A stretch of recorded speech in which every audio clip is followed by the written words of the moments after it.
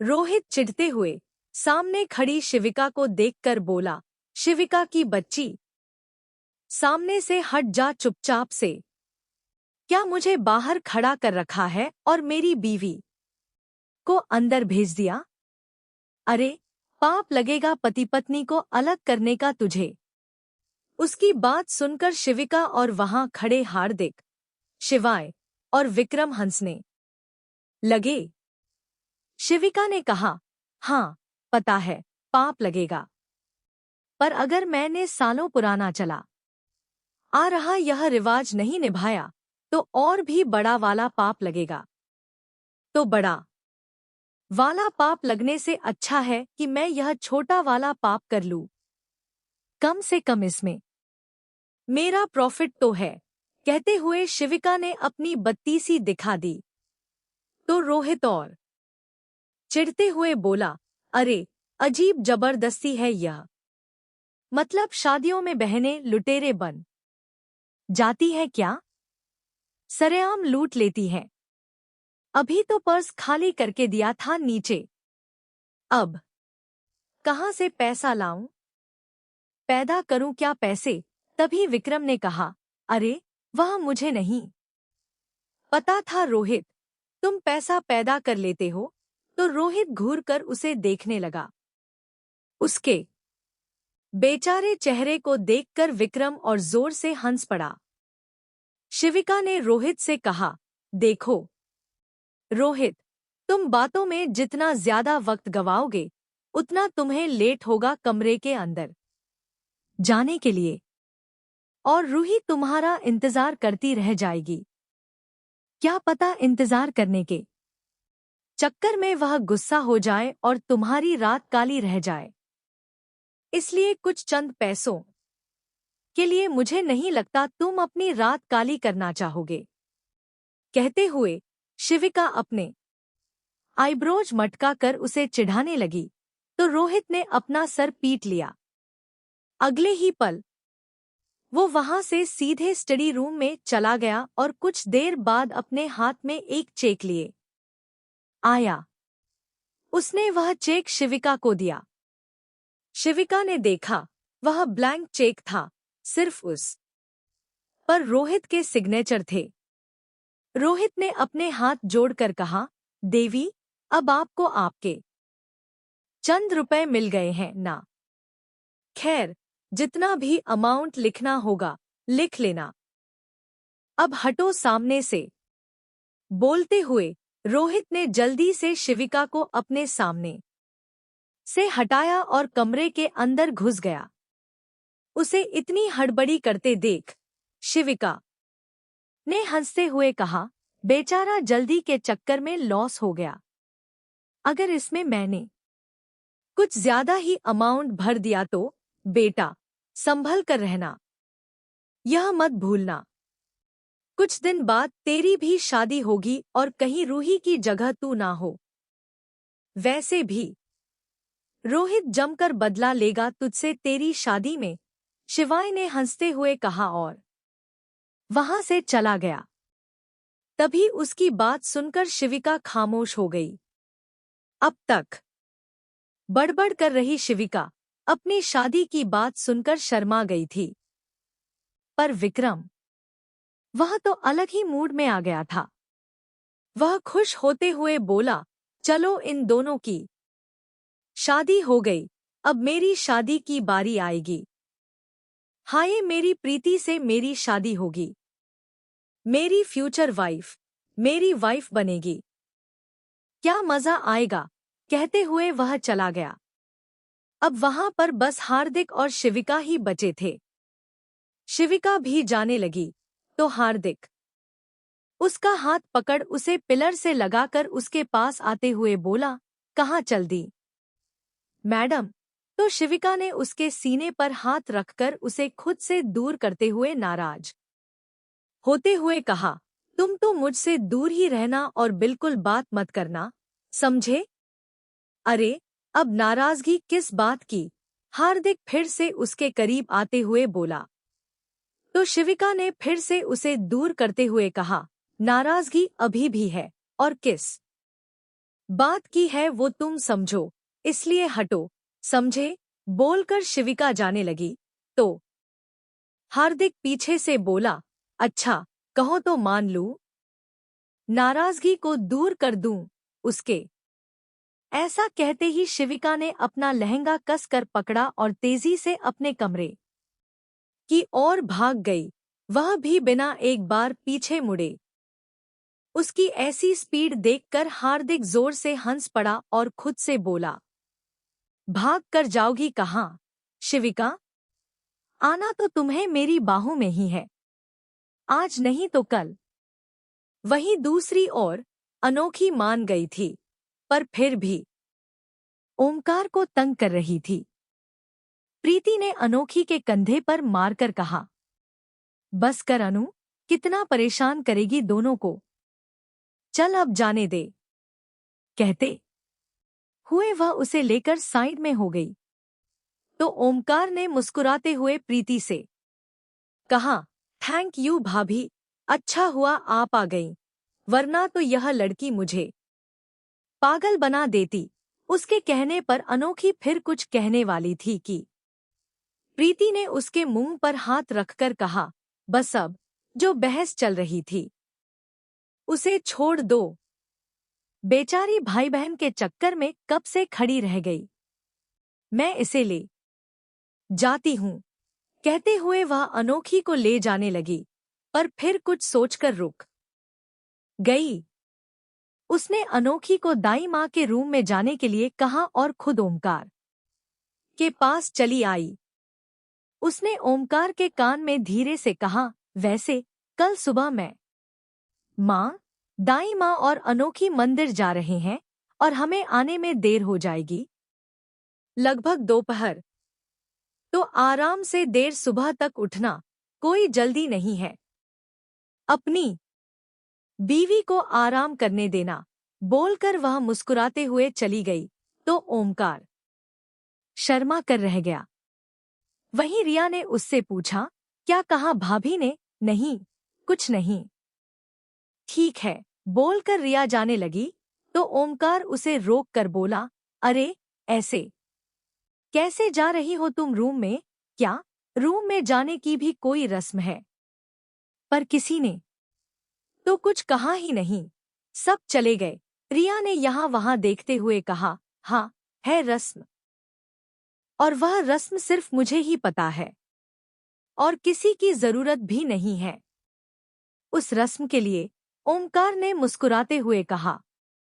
तो रिया उसे नासमझी से देखने लगी।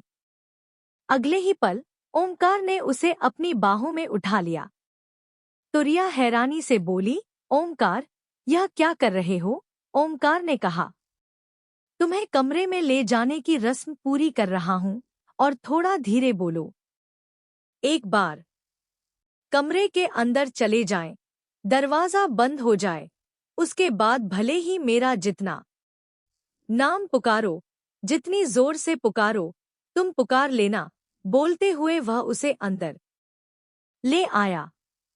वहीं उसकी बात सुनकर शिविका शर्म से लाल हो गई। ओमकार ने दरवाजा बंद किया और कमरे में चारों ओर देखा। प्रीति और अनोखी ने कपड़े को बहुत ही खूबसूरत तरीके से सजा रखा था। ओमकार ने धीरे से रिया को बेड पर बैठाया और उसके सामने बैठकर प्यार से उसके चेहरे को निहारने लगा। उसे ऐसे देख रिया शर्मा गई। उसने ओमकार का चेहरा दूसरी ओर करते हुए कहा, बस करो ओमकार, ऐसे मत देखो, मुझे शर्म आ रही है। तभी ओमकार ने रिया के गले में हाथ डालकर उसके चेहरे को अपने पास करते हुए बोला, अच्छा, तो रिया शर्मा रही है?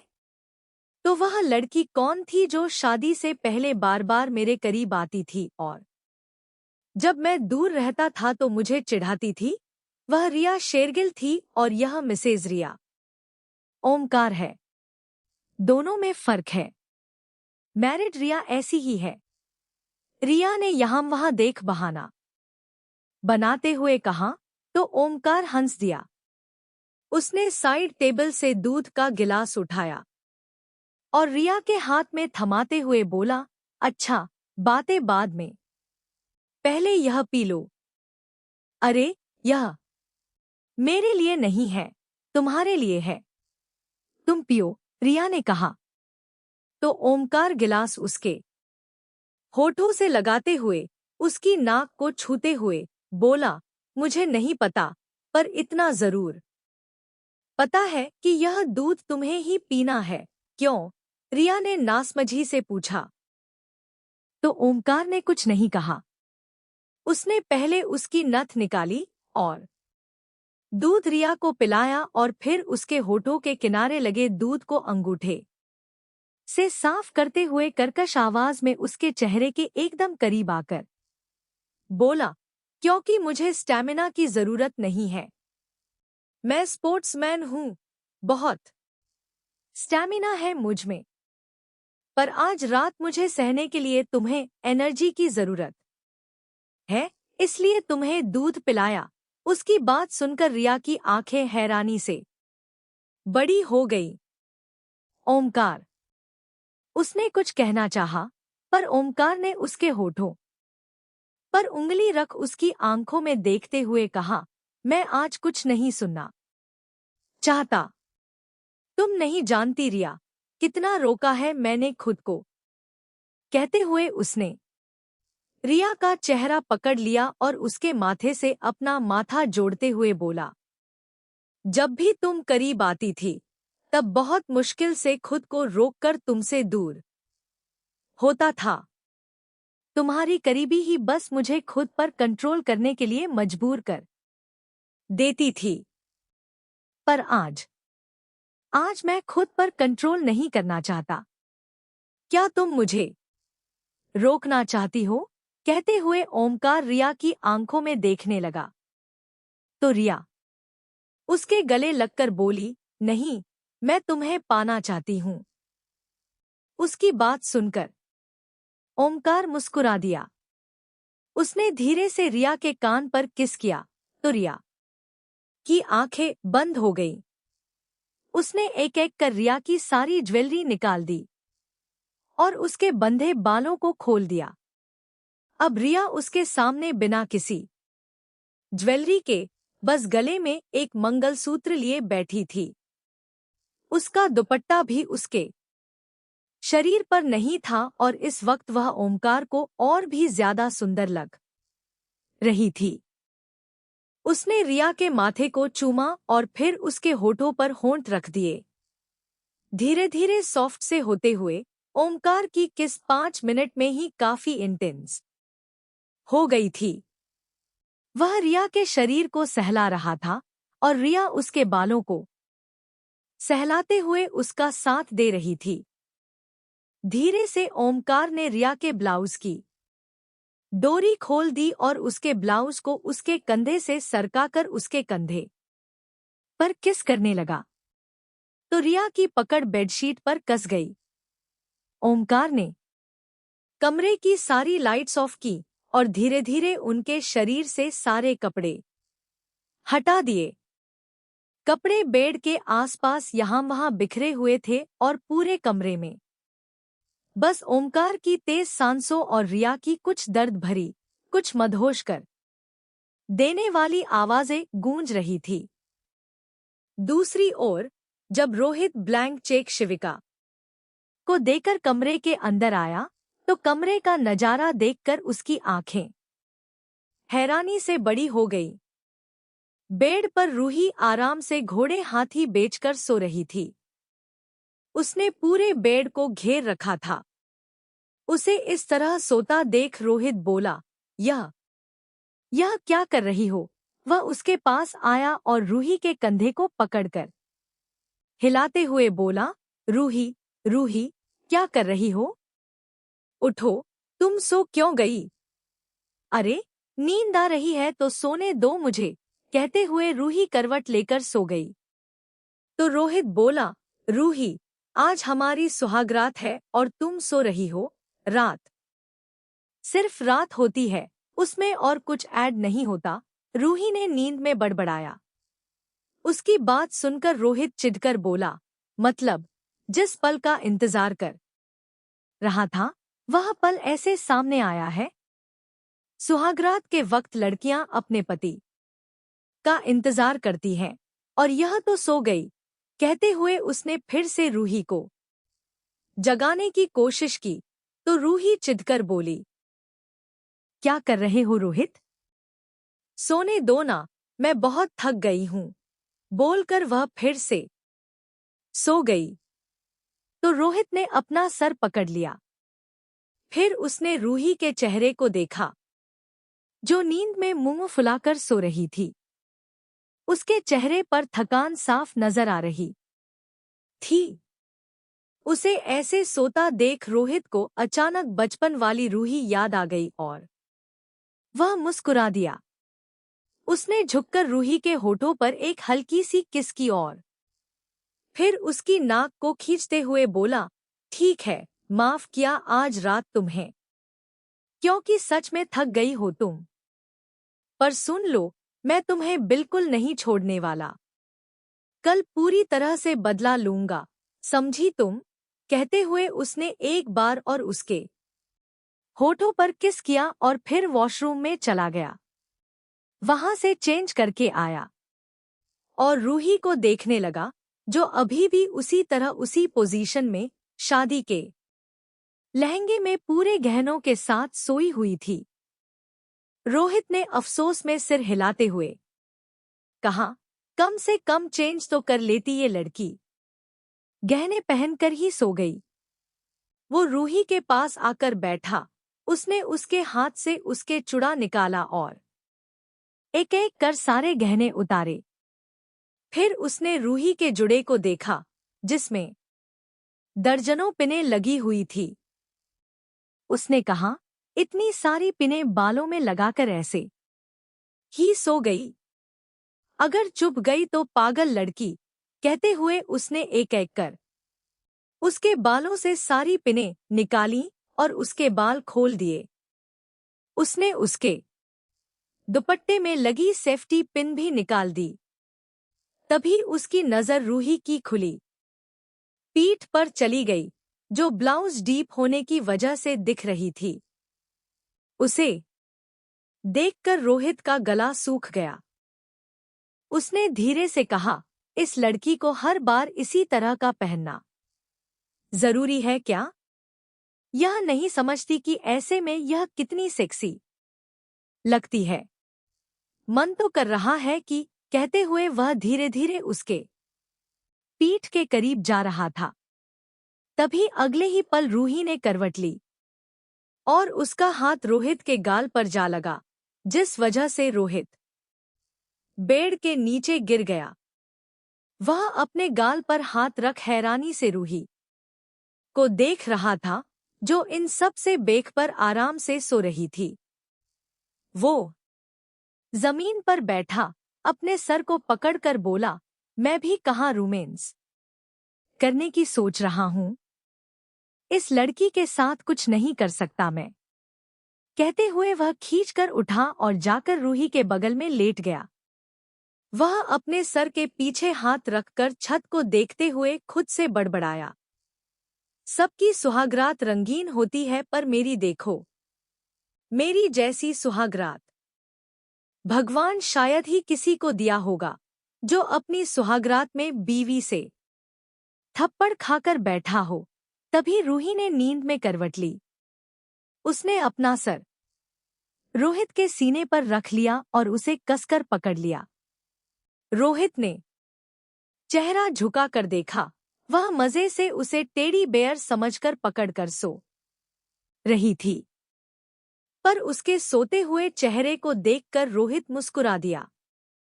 उसने दोनों हाथों से उसे कसकर थाम और अच्छे से पकड़कर उसके सर को चूम कर बोला, कर लो जितनी मनमानी करनी है, कल बताता हूं तुम्हें। वैसे भी मनमानी तो तुम्हें ही करनी है। आखिर रिंग वाले गेम को जीतकर तुमने अनाउंस कर ही दिया है कि भाई तुम्हारी ही चलेगी।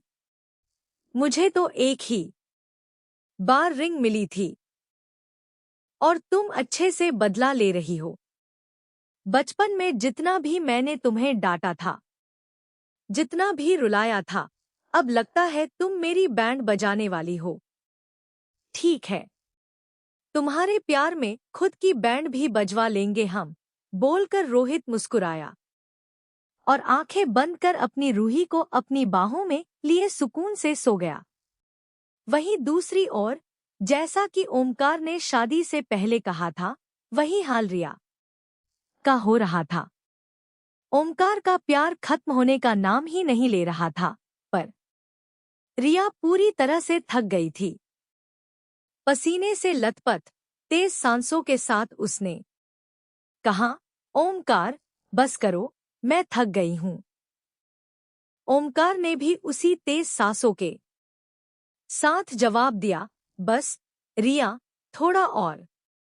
तुम्हें ऐसे सामने देखकर मेरी तलब खत्म ही नहीं हो रही, बस बढ़ती जा रही है।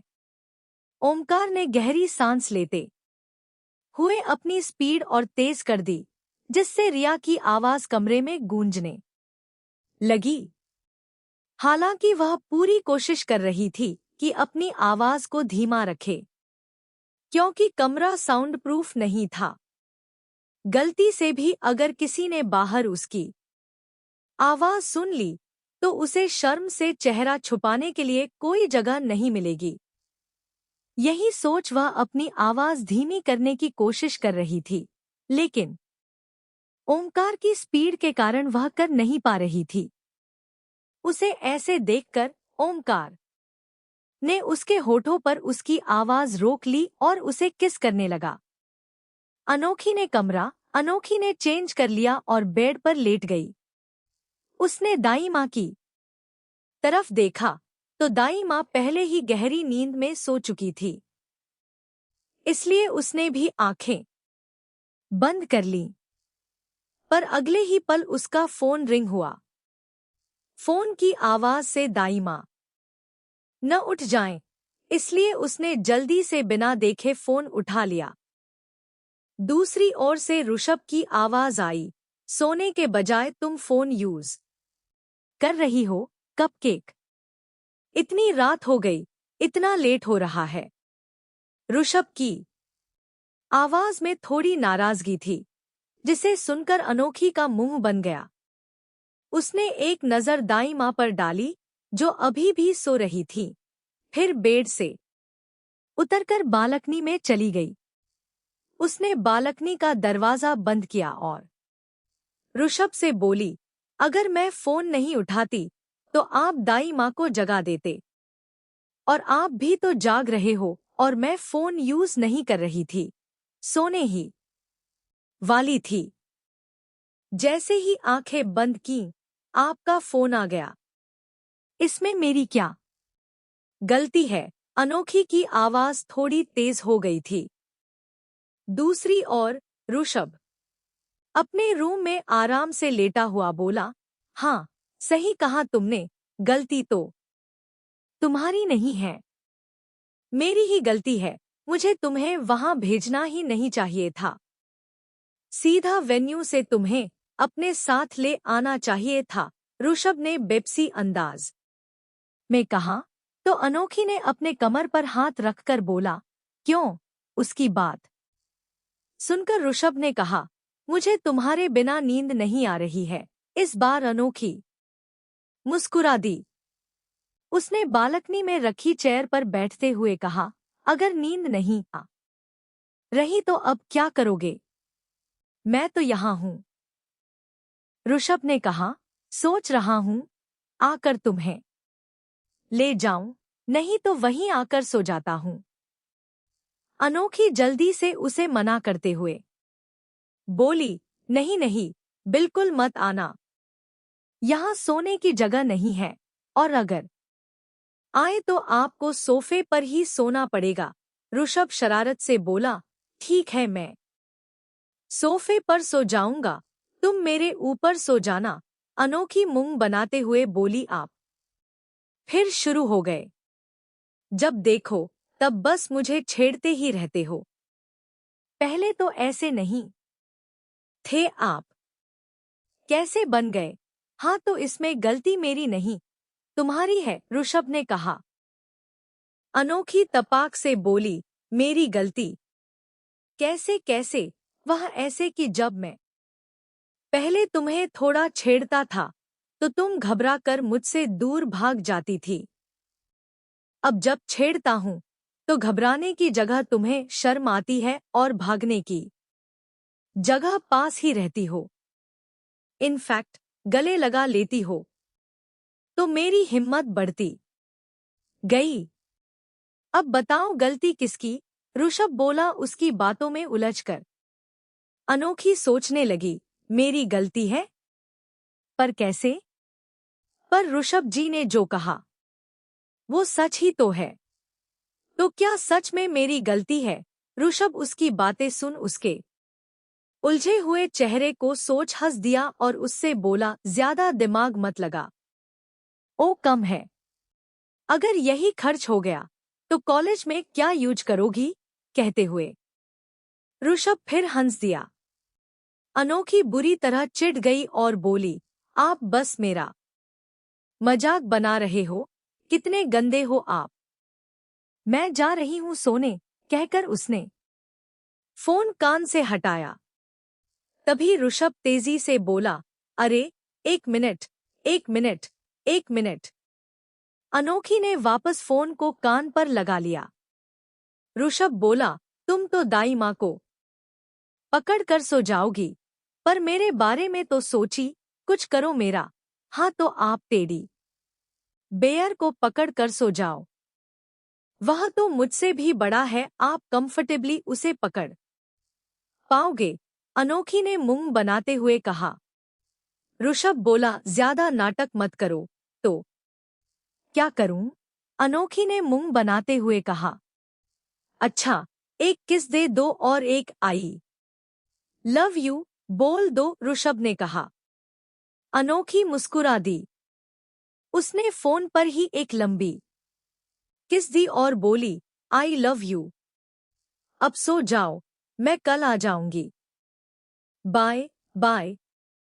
और आई लव यू टू। और बची बात किस की तो हो गई, तो उसका जवाब जब तुम सामने आओगी तब दूंगा। Bye bye bye. अनोखी ने कहा और फोन कट कर दिया। तो ऋषभ हंस दिया। फिर उसने कुछ सोचते हुए अपने वार्डरोब में जाकर कुछ ढूंढा। तभी उसके हाथ अनोखी की रेड ड्रेस लग गई जो उसने चुराई थी बिना उसे पता लगे। ड्रेस देखते ही वह मुस्कुरा दिया। वह इसी के लिए वार्डरोब में आया था। ड्रेस लेकर वह बेड पर गया, उसे पकड़ा और लेट गया। उसने ड्रेस पर अपने होंठ फेरे और महसूस किया कि आज भी उसमें अनोखी की खुशबू थी। उसकी खुशबू महसूस करते हुए उस ने आंखें बंद की, ड्रेस को अपने गाल के नीचे रखा और मुस्कुराते हुए सो गया। अगली सुबह रोहित का कमरा रूही की जब नींद खुली तो वह अंगड़ाई लेते हुए उठी। तभी उसकी नजर रोहित पर गई जो बेड के सिरहाने पर टिककर बैठा उसे ही देखे जा रहा था। उसे देख रूही मुस्कुरा दी। उसने मुस्कुराते हुए कहा, गुड मॉर्निंग। पर अगले ही पल रोहित ने उसका चेहरा थामा और उसके चेहरे को अपने करीब कर उसके होठों पर होंठ रख उसे किस करने लगा। यह होते ही रूही की नींद एकदम से उड़ गई और आंखें हैरानी से बड़ी हो गईं।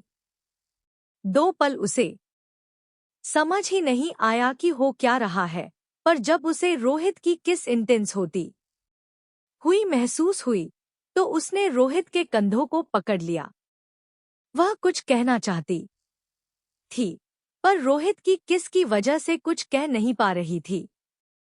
वह उसे दूर करना चाहती थी पर रोहित ने उसका हाथ पकड़ उसकी पीठ के पीछे लगाया और उस के दोनों हाथों को अपने एक हाथ में पकड़ लिया। फिर उसने अपने दूसरे हाथ से रूही के बालों को सहलाने लगा और किस करने लगा। अब रूही भी खुद को रोक नहीं पाई। उसने भी आंखें बंद कर ली और उसकी किस को महसूस करने लगी। रोहित उसे किस करता हुआ उसकी गर्दन पर आ गया और उसकी गर्दन को किस करने लगा। रूही ने तेज सांसों के बीच कहा, रोहित, रोहित, यह क्या कर रहे हो? पर रोहित ने कुछ जवाब नहीं दिया। उसने रूही के ब्लाउज को उसके कंधे से सरका दिया और उसके कंधों को किस करने लगा। रूही सिहर उठी।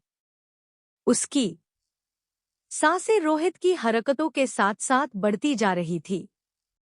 तभी अचानक से उसकी चीख पड़ी, क्योंकि रोहित ने उसके कंधों पर हल्के से बाइट कर लिया था और फिर उससे दूर होकर उसे देखने लगा।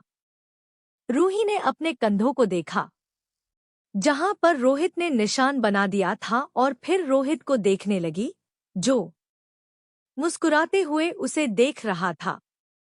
रूही अपने ब्लाउज को ठीक करने ही वाली थी कि तभी रोहित ने उसका हाथ थाम लिया, उसे करने से रोक दिया। रूही उसे घूरते हुए बोली, पागल हो गए हो क्या सुबह सुबह?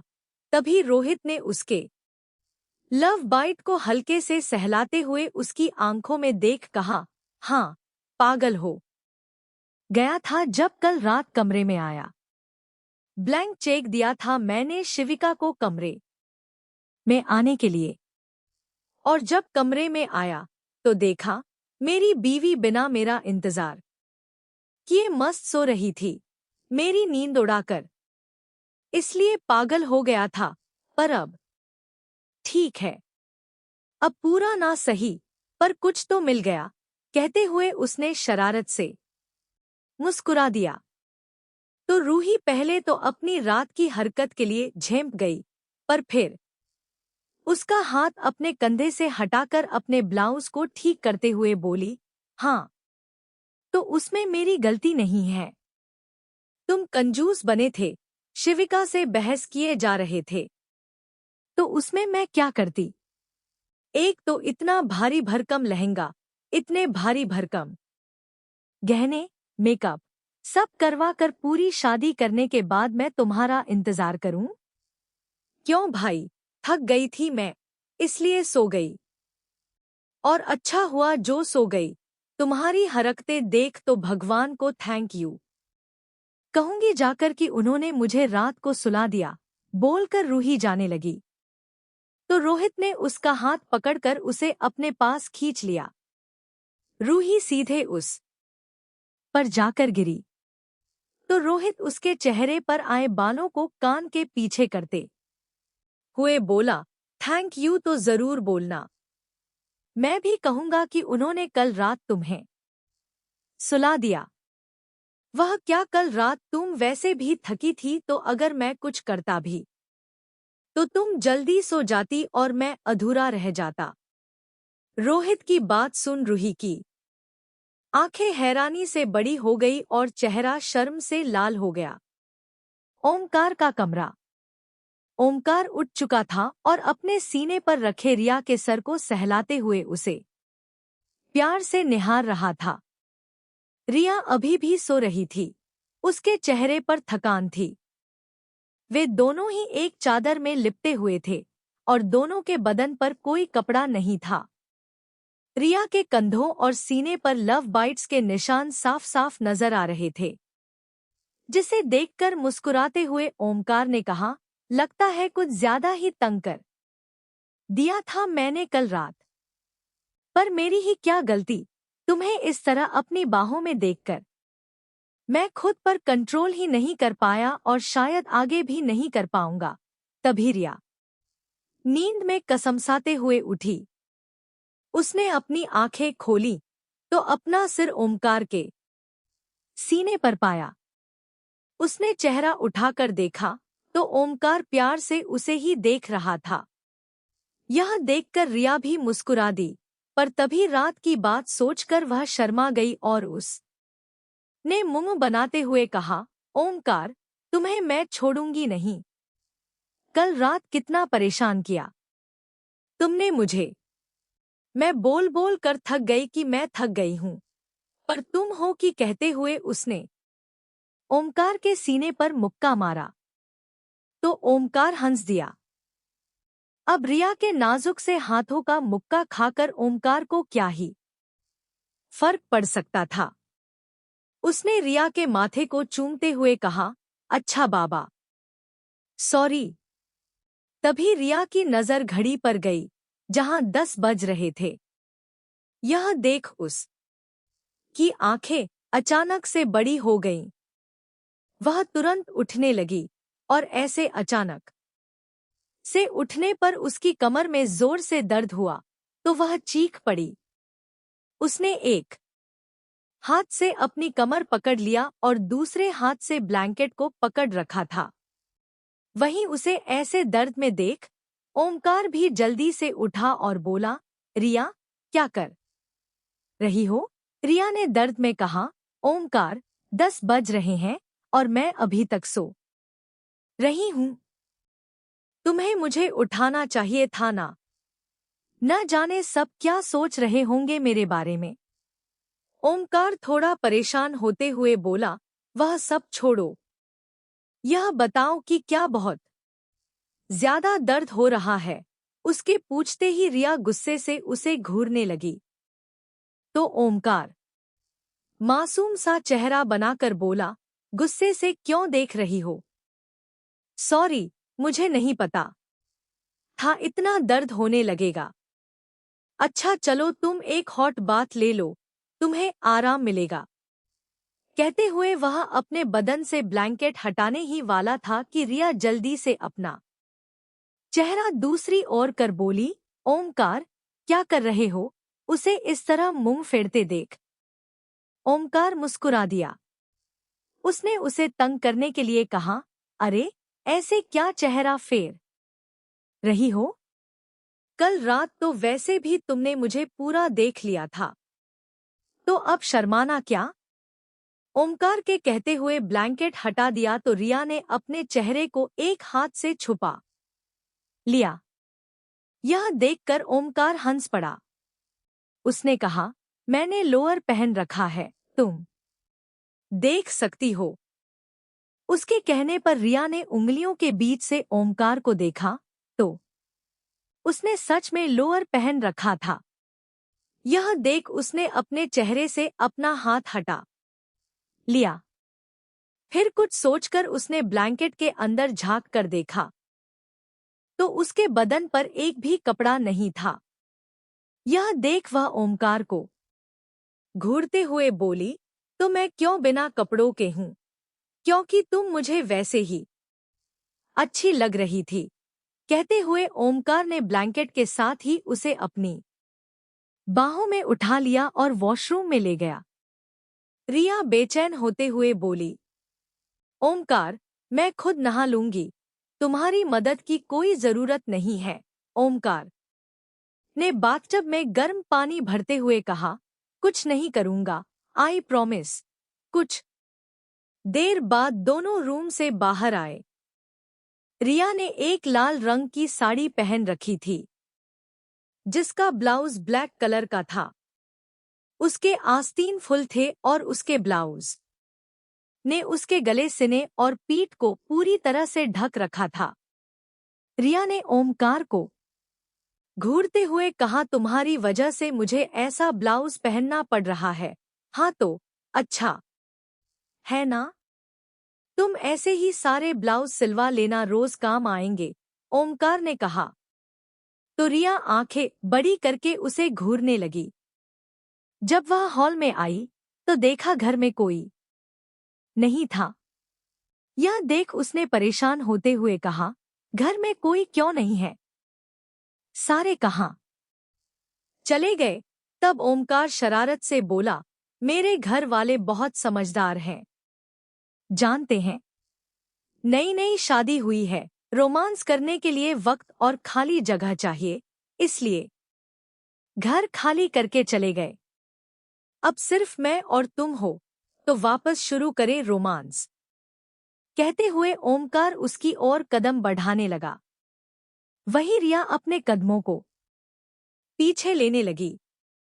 तभी डोर बेल की रिंग बजी। रिया भागकर दरवाजे के पास चली गई। उसने दरवाजा खोला तो सामने दाई माँ, अर्चना, अनोखी और प्रीति खड़े थे। वे अंदर आए तो रिया ने दादी माँ और अर्चना के पैर छू लिए। अर्चना ने उसे उठाते हुए कहा, अरे रिया, ये सब करने की कोई जरूरत नहीं है। मैंने कहा ना, तुम बेटी जैसी हो। बेटी जैसी नहीं, तुम बेटी ही हो मेरी। इसलिए तुम भी बिल्कुल वैसे ही रहना जैसे तुम अपनी माँ के साथ रहती हो। ठीक है आंटी। मेरा मतलब माँ, रिया ने भी मुस्कुराकर कहा। फिर रिया ने पूछा, पर आप सब कहाँ चले गए थे? हम मंदिर गए थे, रिया भाभी, अनोखी ने कहा। तो रिया बोली, तो मुझे भी बताना चाहिए था, मैं भी चलती आपके साथ, उसके कहने पर अनोखी और प्रीति मुस्कुरा दिए। उन दोनों की मुस्कुराहट देखकर रिया झेप गई। अर्चना ने मुस्कुराते हुए कहा, कोई बात नहीं। कल शादी की मोह की वजह से तुम बहुत थक गई थी और वैसे भी अभी तुम्हें अपनी पहली रसोई भी करनी है ना। चलो रसोई की पूजा कर हम खाना बना लेते हैं। माँ, आप पूजा करवा दीजिए, खाना बनाने में मैं मदद कर दूंगी, प्रीति ने कहा। तो अर्चना ने सहमति में सिर हिला दिया। अर्चना और दाई माँ ने मिलकर रिया से रसोई की पूजा करवाई। फिर अनोखी, प्रीति और रिया तीनों मिलकर खाना बनाने लगी। खाने के अलावा रिया ने मीठे में बादाम का हलवा बनाया था, जो ओमकार को बहुत पसंद था। ओमकार ने जब बादाम का हलवा देखा तो मुस्कुरा दिया और रिया को देखने लगा। रिया ने प्रीति से कहा, भाभी, आप बैठिए, मैं सबको परोस दूंगी। अरे नहीं बेटा, तुम भी बैठो, साथ में खाएंगे। तुम बस सबको मीठा परोस दो, बाकी खाना हम सब ले लेंगे, दाई माँ ने कहा। तो रिया ने वैसा ही किया। वह सबको कटोरी में बादाम का हलवा परोसने लगी और खुद भी ओमकार के बगल में बैठ गई। ओमकार ने सबसे पहले हलवे की कटोरी उठा ली। उसने जैसे ही एक चम्मच खाया तो उसके मुंह से निकल गया, वाह, क्या बढ़िया हलवा बनाया है रिया तुमने। उसकी बात सुन रिया मुस्कुरा दी। सब ने भी खाना खाकर हलवा खाया और रिया की तारीफ की। अनोखी ने कहा, भैया, सिर्फ तारीफ करने से काम नहीं चलता, गिफ्ट भी देना पड़ता है। चलो दो गिफ्ट भाभी को। फिर से गिफ्ट, ओमकार ने हैरानी से कहा और फिर उस ने दाई माँ को देख पूछा, दाई माँ, एक बात बताओ, शादियों में लड़कों को कोई गिफ्ट नहीं मिलता क्या? जब देखो तब लड़की को ही गिफ्ट मिल रहा है। कभी बहन को गिफ्ट देना पड़ रहा है, कभी साली को गिफ्ट देना पड़ता है, अब बीवी को गिफ्ट देना पड़ेगा। अरे पति, जीजा, इन लोगों को भी तो कुछ मिलना चाहिए ना। दाई माँ उसके सिर पर मारकर बोली, शादियों में लड़कों को तोहफे मिलते हैं या नहीं वह बाद में बताऊंगी, पहले बहू को उसका तोहफा दे। ओमकार का मुंह बन गया। अर्चना ने एक बॉक्स दिया जिसमें बहुत ही खूबसूरत कंगन थे, जो रिया को बहुत पसंद आए। इसी तरह सब ने रिया को कुछ न कुछ गिफ्ट दिया। तभी अनोखी खड़ी होते हुए बोली, मम्मा मैं घर जा रही हूँ। उसकी बात सुन प्रीति उसे छेड़ते हुए बोली, अच्छा, तो ऋषभजी से एक दिन की दूरी भी बर्दाश्त नहीं हुई अनु? उसके छेड़ने पर सब मुस्कुरा दिए। अनोखी मुंह बनाते हुए बोली, भाभी, माँ, आप मुझे क्यों परेशान कर रही हो? इन दोनों को परेशान करो, उनकी नई नई शादी हुई है। और रही बात मेरी, तो मैं जा रही हूं क्योंकि रूही की भी तो पहली रसोई होगी ना। मेरी दोस्त के वक्त मैं भी तो रहनी चाहिए। और मैं तो जेठानी हूं ना, तो जेठानी को भी रहना चाहिए, इसलिए मैं जा रही हूं। बाय बाय कहते हुए वह जाने लगी। तो ओमकार ने कहा, अनु रुक, मैं छोड़ देता हूं तुझे।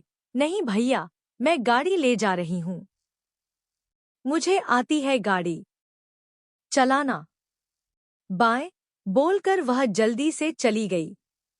दाई माँ ने कहा, यह लड़की कभी शांत नहीं रह सकती। फिर उन्होंने प्रीति के सर पर हाथ रखकर कहा, अब बस मेरी प्रीति की शादी हो जाए, उसके बाद मैं अपने घर चली जाऊंगी। क्योंकि अनु की शादी तो अब होगी नहीं, बाद में होगी, तब फिर चली आऊंगी। क्यों, जाना जरूरी है क्या? अर्चना ने पूछा। अर्चना, तुम तो जानती हो ना, मेरी छोटी बहन थोड़ी बीमार रहने लगी है, बस उससे मिलना चाहती हूँ। प्रीति की शादी के बाद उसके पास चली जाऊंगी। ठीक है काकी, मैं आपको नहीं रोकूंगी, अर्चना ने भी मुस्कुराते हुए कह दिया। शेरगिल मेंशन अनोखी जब घर वापस आई तो देखा सब डाइनिंग हॉल में ही बैठे थे। यह देख वह बहुत जल्दी आते हुए तेज आवाज में बोली, लगता है मैं सही वक्त पर आ गई हूँ। खाना अब तक खत्म नहीं हुआ। खत्म? अरे अनु, मैंने सबको बोल रखा था, जब तक मेरी प्रिंसेस नहीं आएगी तब तक खाना खत्म क्या, कोई खाना शुरू भी नहीं करेगा, विक्रम ने कहा। तो अनोखी अपनी चेयर पर बैठते हुए खुशी से बोली, सच्ची भैया। विक्रम भी उसी तरह आंखें बड़ी बड़ी कर खुशी से बोला, मुच्ची बहना। लो को शुरू हो गया इन दो भाई बहनों का, शालिनी ने मुस्कुराते हुए कहा। तभी अनोखी यहाँ वहाँ देखते हुए बोली, बाकी सब कहाँ हैं? बाकी सब कौन? दादाजी ने पूछा। दादाजी, मैं रूही, माँ, शिविका दीदी, चाचा जी और ऋषभ जी की बात कर रही हूँ। वो सब कहाँ हैं? तो अजय ने कहा, तेरी चाची जी और बाकी सब तो किचन में हैं। और तेरा पति कहाँ है? वह तो तुझे भी पता होता है, या तो कमरे में होगा या तो स्टडी रूम में। हाँ सही कहा चाचा जी, उन्हें तो सिर्फ काम ही दिखता है और काम करने की दो ही जगह है, एक रूम दूसरा स्टडी रूम। वैसे उनका भरोसा नहीं है। वह garden, terrace, hall, drawing room, kitchen तक को काम करने की जगह बना देंगे, पूरे मेंशन को ऑफिस पार्ट 2 बना देंगे। अनोखी बोले जा रही थी और बाकी सब अपनी हंसी छुपाए उसे सुन रहे थे। वो सब बार बार अनोखी के पीछे देख रहे थे क्योंकि अनोखी के पीछे ऋषभ अपने हाथ बांधे खड़ा उसकी बात सुन रहा था, जो पीठ पीछे उसकी बुराई कर रही थी। उसकी बात खत्म होते ही ऋषभ ने कहा, अच्छा तो मैं ऐसा करूंगा। हाँ बिल्कुल ऋषभ जी, कहते हुए अनोखी पीछे मुड़ी और ऋषभ को देखा तो उसकी बात उसके गले में ही अटक गई। उसकी आंखें हैरानी से बड़ी हो गई। अगले ही पल उसने अपने आप को नॉर्मल किया और बोली, ऋषभ जी ऐसा बिल्कुल नहीं करेंगे। अरे वह पागल थोड़ी है, वह बहुत अच्छे हैं, बिल्कुल ज्यादा काम नहीं करते और सबकी बात भी मानते हैं, बहुत अच्छे हैं वो। अनोखी तुरंत बदल सी गई। जहां ऋषभ की बुराई चल रही थी वहां उसकी तारीफ होने लगी। यह देख कोई अपनी हंसी पर कंट्रोल नहीं कर सका और सब एक साथ जोर से हंसने लगे।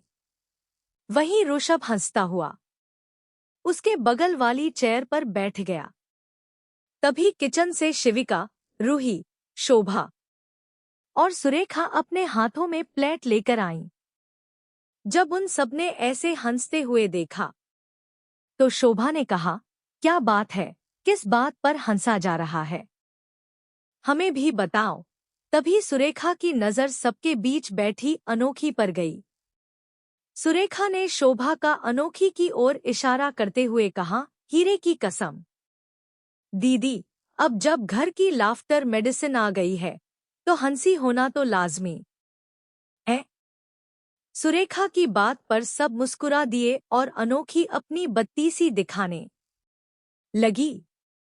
उसकी नजर रूही पर गई, जिसे गहरे गुलाबी रंग की साड़ी पहन रखी थी। वह बहुत अच्छी लग रही थी। अनोखी ने अपने दोनों गालों पर हाथ रख कर कहा, हाँ रूही, तुम कितनी अच्छी लग रही हो। मैंने तो सोचा ही नहीं था कि तुम इतने अच्छे से रेडी होगी। मुझे तो लगा कि हमेशा की तरह तुम फंकी लुक में रहोगी। रूही ने खाने की प्लेट टेबल पर रखते हुए अनोखी से कहा, अब मुझे फंकी लुक में देखने वाला यहाँ पर था नहीं ना, मेरा मतलब थी नहीं ना, इसलिए मैंने फंकी लुक नहीं लिया। पर अगर तुम मुझे उस लुक में देखने के लिए इतना तड़प रही हो तो मैं तुम्हारे लिए वह लुक ले सकती हूँ। कहते हुए वह उसे चिढ़ाने लगी तो अनोखी का मुंह बन गया। तभी उसे कुछ याद आया। उसने अपने हाथ बांधे और चेहरा उठाकर बहुत ही ताव और रौब के साथ तेज आवाज में बोली, रूही, तुम अपनी जेठानी से ऐसे कैसे बात कर सकती हो? भूलो मत कि मैं तुम्हारी दोस्त सिर्फ कॉलेज में हूँ। इस घर में मैं तुम्हारी जेठानी हूँ, इसलिए जेठानी से अदब से पेश आओ। उसके ऐसे कहने पर सब मुस्कुराने लगे। दादाजी ने उसकी बात में हाँ में हाँ मिलाते हुए कहा, हाँ हाँ, बिल्कुल सही। रूही, अनोखी तुम्हारी जेठानी है। जेठानी से अदब से बात करो। तुम मस्ती नहीं कर सकती जेठानी के साथ, वरना जेठानी ताने देगी। तभी सुरेखा ने भी कहा, हीरे की कसम रूही, अब सब मेरी तरह लकी नहीं हो सकते ना जेठानी के मामले में। अब मुझे तो मेरी जेठानी बिल्कुल हीरे की तरह मिली। तुम्हारी जेठानी कैसी है वह तो कोई नहीं बता सकता।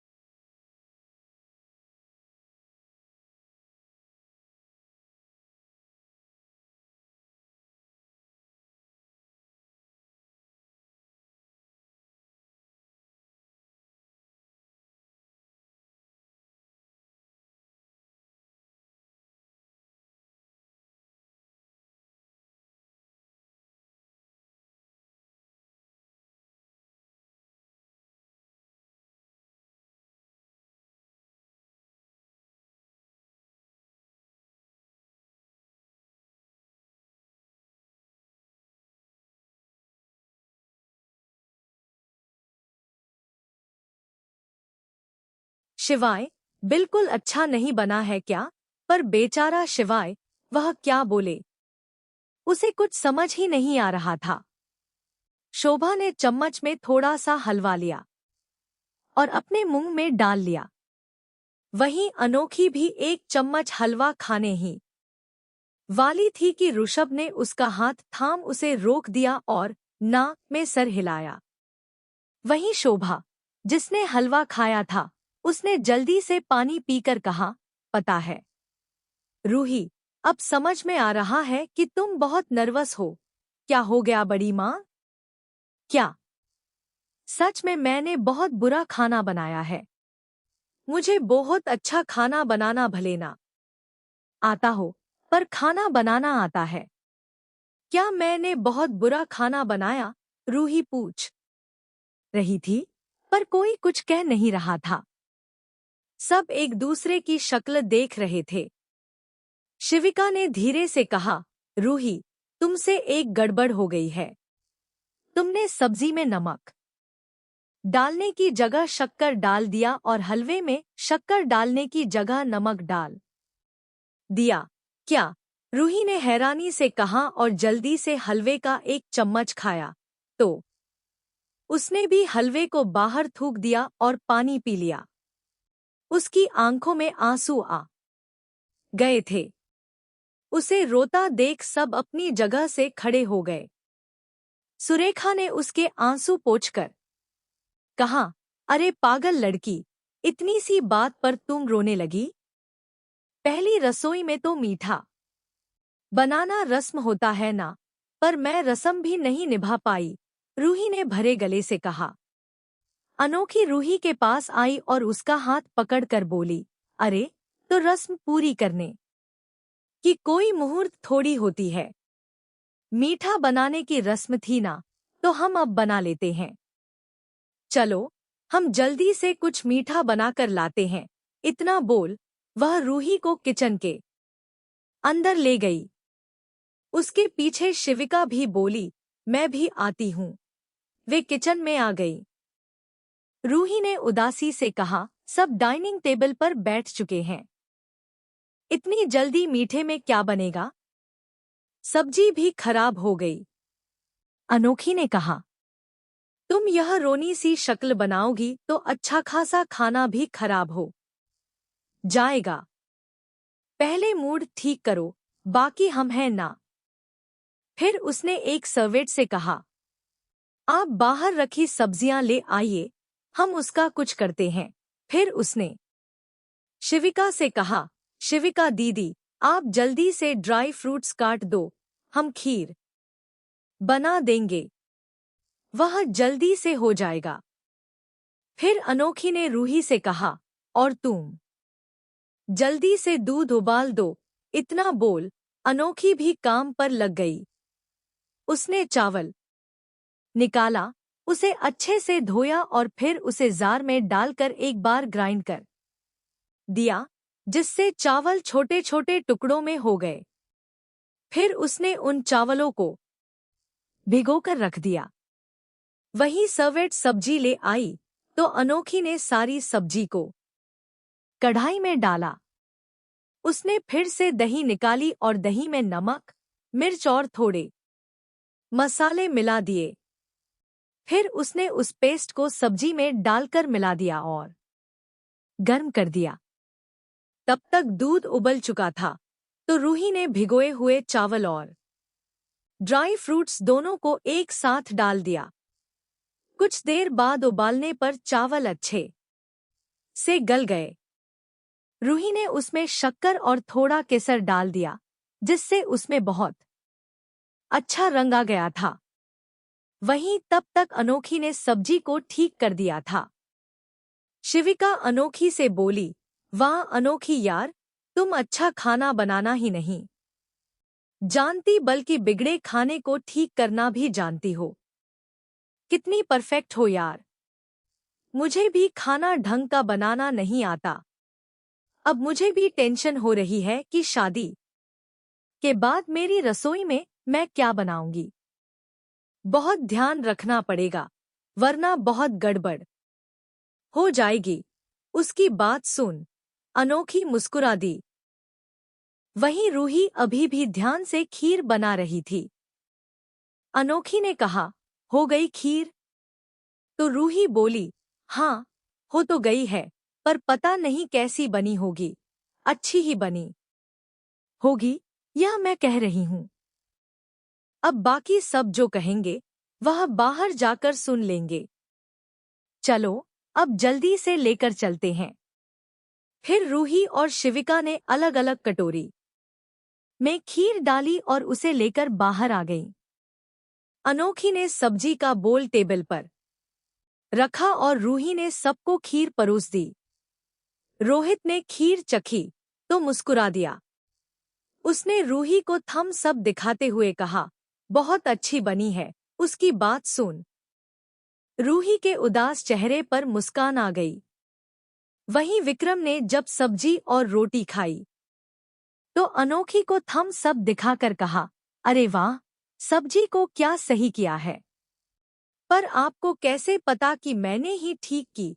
अनोखी ने विक्रम से थोड़ा हैरान होते हुए पूछा।